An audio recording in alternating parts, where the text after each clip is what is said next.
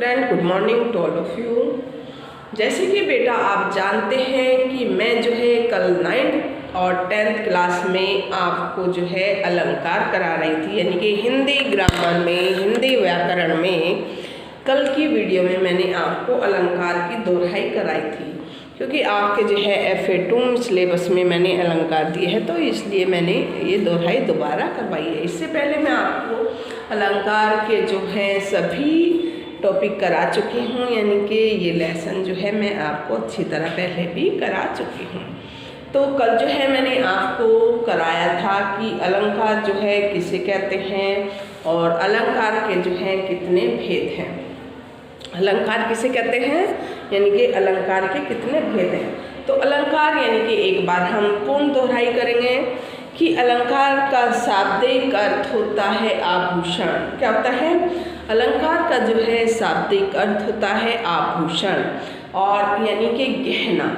जिस प्रकार स्त्री अपनी सौंदर्य वर्धन के लिए भिन्न भिन्न गहनों का प्रयोग करती है, ठीक उसी प्रकार जो है कवि या लेखक जो है अपने साहित्य की रचना को करने के लिए भिन्न भिन्न अलंकारों का प्रयोग उचित रूप में करता है। तो इसमें जो है इसे हम अलंकार कहते हैं। तो ये थी अलंकार की परिभाषा। फिर हमारे सामने आते हैं क्वेश्चन कि अलंकार के कितने भेद हैं। तो मैंने कल बताया था आपको, एक होता है शब्दालंकार और सेकंड बताया था मैंने आपको अर्थालंकार। यानी कि शब्दालंकार किसे कहते हैं? तो शब्दालंकार जो है जहाँ पर जिस पंक्ति में या दोहे में शब्दों के कारण चमत्कार उत्पन्न होता है उसे हम शब्दालंकार कहते हैं। किसके कारण चमत्कार उत्पन्न होता है? शब्दों के कारण।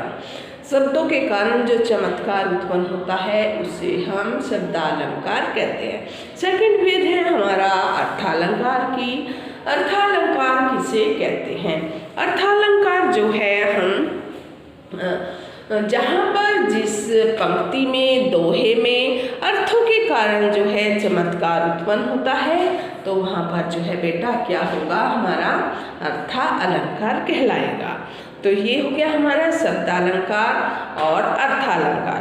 शब्दालंकार का अगर बेटा हम उदाहरण लेंगे तो शब्दालंकार का उदाहरण रहेगा कि जैसे रघुपति राघव राजा राम। बहुत ही सीधा साधा उदाहरण है, बहुत ही अच्छा एक उदाहरण है रघुपति राघव राजा राम। या फिर चारू चंद्र की चंचल किरणें खेल रही थी जल थल में। तो इसमें जो है रघुपति राघव राजा राम, तो रे की आवर्ती जो है ये बार बार हुई है, तो इसलिए यहाँ पर अनुप्रास अलंकार है। क्योंकि ये मैं जो है आपको कल पूरी डिटेल्स इनकी बोर्ड पर दे चुकी थी। आज थोड़ी दोहराई, इससे आगे फिर चलेंगे, ठीक है। तो इसका उदाहरण मैंने बताया, और फिर एक सेकंड उदाहरण मैंने आपको शब्दालंकार का बताया था कि चारू चंद्र की चंचल किरणें खेल रही थी जल थल में। तो च की आवर्ती जो है यहाँ एक से अधिक बार होने के कारण तो यहाँ शब्द का चमत्कार है, यानी कि व्यंजन का चमत्कार है।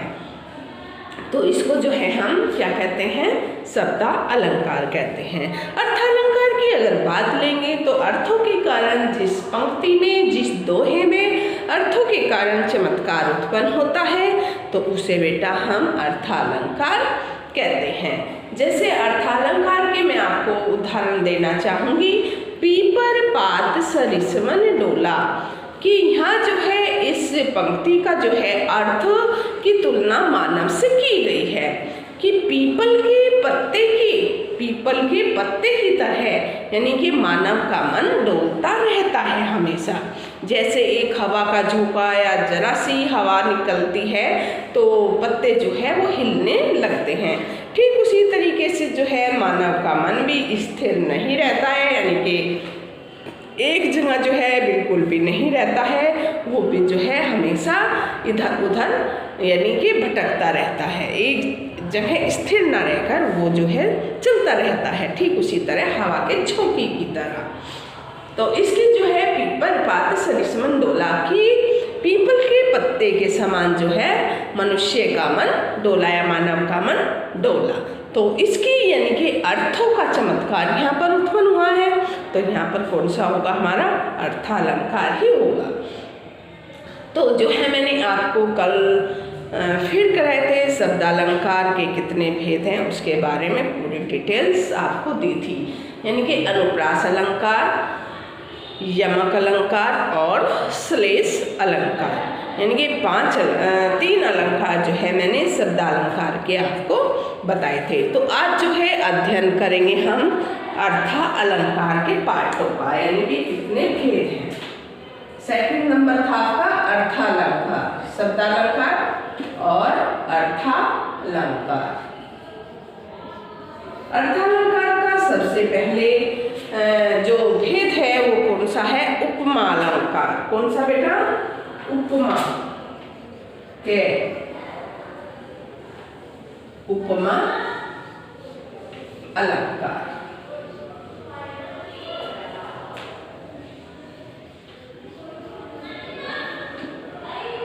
जब हम उपमा के साथ अलंकार लिखते हैं तो अलंकार करते हैं, अगर हम अलग लिखेंगे तो क्लियर अलंकार ही हम लिखेंगे, ठीक है। उपमा अलंकार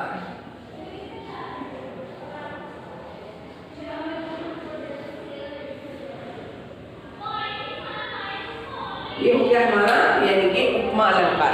तो अब जो है मैं आपको उपमा अलंकार की परिभाषा यानी कि इसके लक्षण जो है मैं आपको बताना चाहूँगी कि उपमा अलंकार जो है किससे कहते हैं, स्पष्ट करना है। यानी कि उपमा अलंकार काव्य में जहाँ भी अत्यधिक समानता के कारण सर्वथा भिन्न होते हैं, फिर एक वस्तु या प्राणी की तुलना दूसरे प्रसिद्ध वस्तु या प्राणी से की जाती है, तो वहाँ पर अलंकार कौन सा होता है, उपमा अलंकार होता है।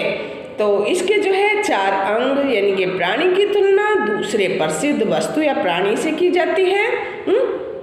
इसके 4 अंग कौन कौन से हैं, उपमेय, उपमान और जो है उपमावाचक शब्द और साधारण धर्म। ये जो है इसके 4 भेद हैं, किसके, उपमा के। उपमेय, उपमान, उपमावाचक शब्द और साधारण धर्म। उपमेय, अगर उपमेय में जिस वस्तु या व्यक्ति की समानता की जाती है, किसमें, इसके भेद, उपमा के अलंकार के भेद। तो इसमें पहला है उपमेय में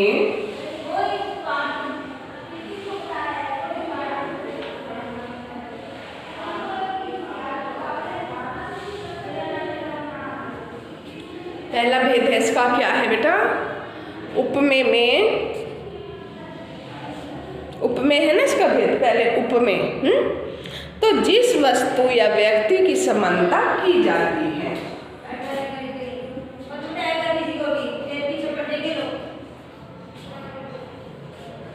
जिस वस्तु या व्यक्ति की तुलना की जाती है,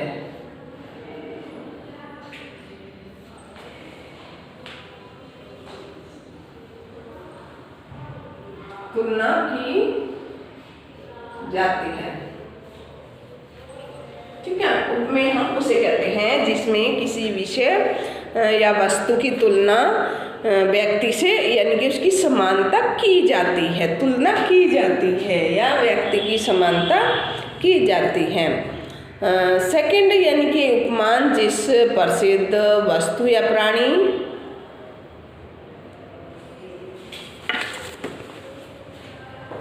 सेकंड इसमें हम लेंगे जिस प्रसिद्ध वस्तु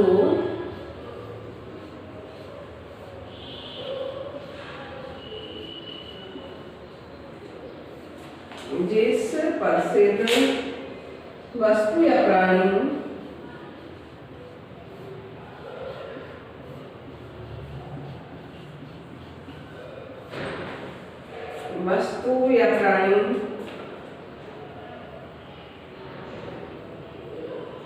जिसमें उपमेय की तुलना की जाती है, जिसमें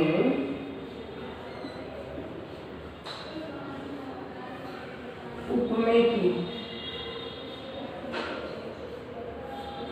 उपमेय की तुलना की जाती है।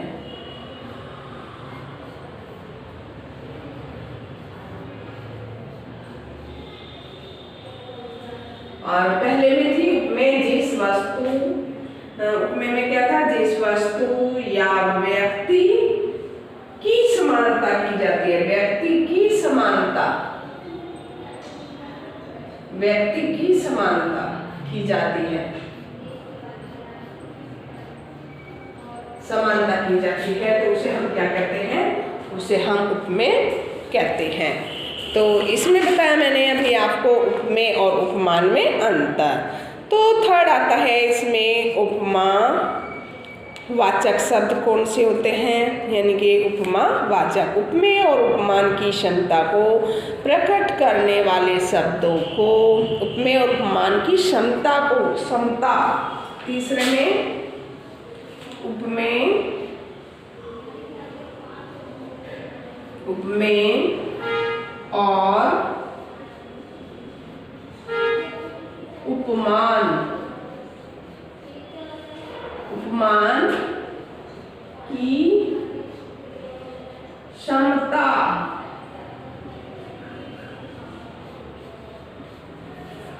इसमें क्या आएगा थर्ड में, यानी कि उपमेय और उपमान, उपमेय और उपमान की क्षमता को प्रकट करने वाले शब्द को, उपमान की क्षमता को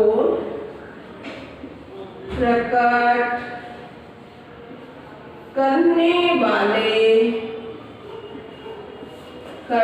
वाले शब्दों को क्या कहते हैं, उपमेय, यानी कि इन शब्दों को हम क्या कहेंगे बेटा, इन शब्दों को जो है हम उपमा वाचक शब्द कहते हैं। कौन से कहते हैं, करने वाले शब्दों को उपमा, उपमा वाचक शब्द कहते हैं, उपमा वाचक शब्द कहते हैं। और ये शब्द कौन से होते हैं पता है, सा, कौन से शब्द होते हैं ये उपमावाचक शब्द, ये शब्द होते हैं सा सी से समान, सा सी से समान, सा सी से क्या कहते हैं, उपमानवाचक कौन से शब्द होते हैं बेटा, इनको जो है जिसमें क्या आता है, सा सी से समान, सम इव सरेस की तरह भांति आता है, समान सम इव, सम इव की तरह आते हैं। क्योंकि ये मैं जो है आपको बताना चाहूंगी कि उपमान के जो उपमा अलंकार होता है इसके उदाहरण और रूपक अलंकार के उदाहरण दोनों एक ही होते हैं। तो उपमा अलंकार में क्या आएगा, यानी कि उदाहरण जब हम पढ़ेंगे इसमें आएगा सा सी से समान, यानी कि सम इव की तरह ये शब्द आते हैं। जैसे इसमें है, इसमें अगर हम लेंगे हरिपद कमल, कोमल कमल से, तो इसमें जो है बेटा क्या आ गया है, यानी कि से, हरिपद कमल कोमल से। उदाहरण लेंगे हम, उदाहरण, उदाहरण क्या लेंगे, हरिपद, हरिपद क्या होता है, भगवान के श्री चरण कमल, हरिपद लिखिएगा, हरिपद कोमल कमल से, हरिपद कोमल कमल से।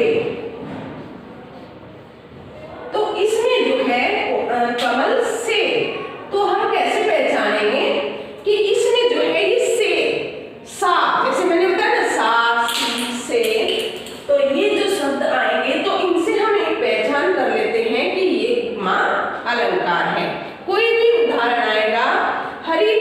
कोमल कमल से, यानी कि से इसमें आया है तो कौन सा अलंकार होगा ये, यानी कि इसमें ये तुलना तो होती है कि मनुष्य की प्रकृति से किसी विषय वस्तु से जो है तुलना तो होती है, ये तो क्लियर है। लेकिन जो है उदाहरण समझने के लिए जो है इसमें सा से सी का जो है प्रयोग किया जाता है।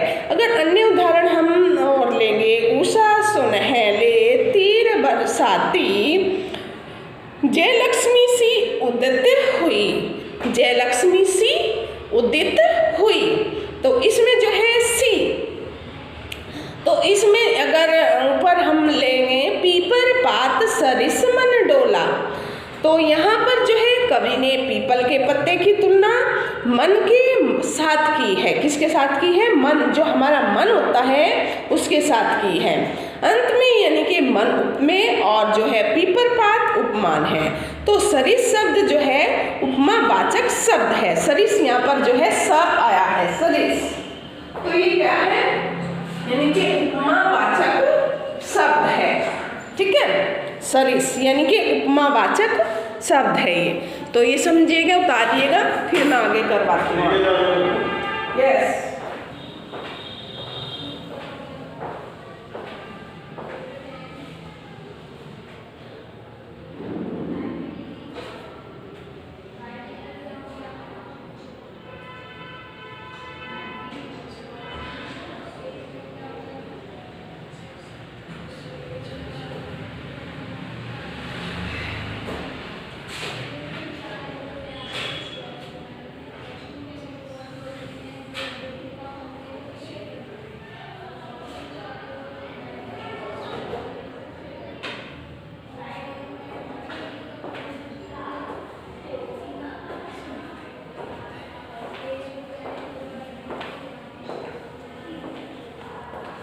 तो ये जो उतार लिया होगा आपने। तो फिर मैं एक बात बताना चाहूँगी कि जो है अगर हम उपमा और जो है रूपक के उदाहरण मैंने एक समान बताए हैं कि ये उदाहरण हम रूपक अलंकार में भी ले सकते हैं। तो पहले मैं बता रही हूँ यहाँ पर पीपर पात सरिस मन डोला, तो यहाँ पर जो है से सा से सी कुछ भी ऐसा शब्द आएगा तो हम उसको समझ जाएंगे बेटा कि ये जो है उदाहरण उपमा का उदाहरण है। तो यहाँ पर जैसे हरिपद कोमल कमल से, या अन्य उदाहरण भी मैंने आपको बताए। मुख बाल रवि सम लाल होकर ज्वाल सा बोधित हुआ, तो सा यानी कि ज्वाल सा, यहाँ जो है कवि ने क्रोध से लाल अर्जुन के मुख की तुलना सुबह के सूर्य से की है कि जब अर्जुन क्रोधित हो गए थे तो उनके मुख की लालिमा जो है वो किस प्रकार थी, यानी कि सुबह जो सूर्य निकलता है उनकी लालिमा सूर्य की किरणों के समान थी, यानी कि अर्जुन के मुख की लालिमा सूर्य की किरणों के समान बताए हैं, यानी कि मुख सा इसमें बताया है कि ज्वाल सा क्रोधित हुआ, यानी कि बोधित हुआ। बोधित हमें जो दिखाई दिया, बोधित। मुख बाल रवि, मुख बाल रवि सम लाल होकर ज्वाल सा बोधित हुआ, यहाँ जो है कवि ने क्रोध से लाल अर्जुन के मुख की तुलना सुबह के सूर्य से की है। तो इसमें जो है आगे बहुत उदाहरण आप दे सकते हैं, जैसे कोटि कुलिस सम वचन तुम्हारा, तो सम यहाँ पर सम जो आया है यानी कि ये भी उपमा अलंकार है। ठीक है, ये आपने समझ लिया होगा, उतार लिया होगा। तो आगे जो है मैं आपको करवाऊंगी, आप इसको समझिएगा अच्छी तरह। आज जो है मैंने अर्थालंकार की डेफिनेशंस और जो है शब्दालंकार किसे कहते हैं, अर्थालंकार किसे कहते हैं, और जो है अलंकार का शाब्दिक अर्थ और शब्दालंकार कितने भेद होते हैं उसके, और अर्थालंकार की पूरी डिटेल्स मैंने, यानी कि फर्स्ट इसमें है उपमालंकार, उसके भेद, उपमेय जिस वस्तु या व्यक्ति की समानता की जाती है उसे हम उपमेय कहते हैं ना उपमेय का उपमान से संबंध। तो जिस प्रसिद्ध उपमेय किसे कहते हैं? जिस प्रसिद्ध वस्तु या प्राणी जिसमें उपमेय की तुलना की जाती है उसे हम क्या कहते हैं? उसे उपमेय कहते हैं। और इनका एक थर्ड भेद है यानी कि उपमावाचक। तो इसे किसे कहते हैं? उपमेय और उपमान की समानता को प्रकट करने वाले शब्दों को उपमावाचक शब्द कहते हैं, जहाँ पर सा से सी समान सम एम की तरह आते हैं। जैसे उदाहरण हरिपद कोमल कमल से। तो ये एक पहचान बताई है यहाँ पर कि उपमेय और उपमान जब जहाँ पर जो है सा से सी उदाहरण में आते हैं तो वहाँ पर जो है बेटा क्या होता है? वहाँ पर उपमा अलंकार होता है। तो जैसे हम तो कल जो है मैं आपको करवाऊंगी रूपक अलंकार। आज हमने कौन सा किया है? आज हमने किया है उपमा अलंकार। तो ये आपको अच्छी तरह, जैसे मैं उपमा अलंकार के और अन्य उदाहरण बताऊंगी। यह देखिए अरविंद से शिशु वृद्ध कैसे सो रहे। तो यह देखिए अरविंद से, इसमें यहाँ कवि ने जो है बेटा सो रहे बालकों के समूह की तुलना कमलों से की है। तो देखिए यह देखिए अरविंद से मतलब अरविंद बालकों का समूह शिशु वृद्ध कैसे सो रहे यानी कि कमलों से की है। तो यहाँ सो यानी कि सा से सो आए तो वहाँ पर क्या होगा? उपमा अलंकार। अन्य उदाहरण जो है इसके, द्रौपदी भी यातना सहती रही तटबंधी सरित सरिस बहती रही। यहाँ जो है कवि ने द्रौपदी की यातना सहने का वर्णन तट से बंधी नदी से किया है। कहाँ से किया है? तट से बंधी नदी से किया है। किसका? यानी कि उसका द्रौपदी का। नेक्स्ट उदाहरण, वह चंचल वासना सी पिछलती नदियाँ सी। तो वासना सी आया ना यहाँ पर कि यहाँ कवि ने जो है चंचल नदियों की तुलना चंचल अभिलाषाओं से की है। किससे की है? चंचल अभिलाषाओं से की है। यहाँ कवि ने झरनों की तुलना कवि ने जो है चंचल नदियों की तुलना चंचल अभिलाषाओं से। वह चंचल वासना सी पिछलती नदियाँ।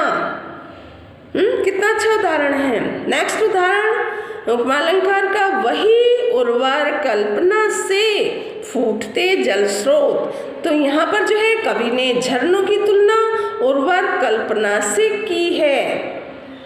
किससे की है?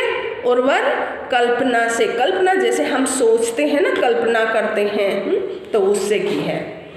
नेक्स्ट एक उदाहरण और मैंने आपको जो है 10 उदाहरण के करीब आपको बता दिए हैं उपमा अलंकार के। नदी तट से लौटती गंगा नहाकर सुवासित भीगी हवाएं सदा पावन माँ सरीखी। तो यहाँ पर जो है नदी तट से लौटती गंगा नहाकर सुवासित सा आ गया ना यहाँ पर यहाँ जो है कवि ने सुवासित भीगी हवाओं की तुलना माँ से की है। किससे की है? सुवासित हवाओं की तुलना जो है बेटा यहाँ पर माँ से की है। तो ये जो है अर्थ अलंकार का फर्स्ट भेद जो था आपका उपमा अलंकार। और कल की डेट में जो है हम कराएंगे आपको रूपक अलंकार। ठीक है, तो आज के लिए जो है 9th और 10th क्लास में इतना ही। इसको अच्छी तरीके से देखिए, आपको बहुत अच्छे तरीके से ये वीडियो समझ आएगी। ठीक है, तो आज के लिए 9th और 10th class. Have a nice day, take care.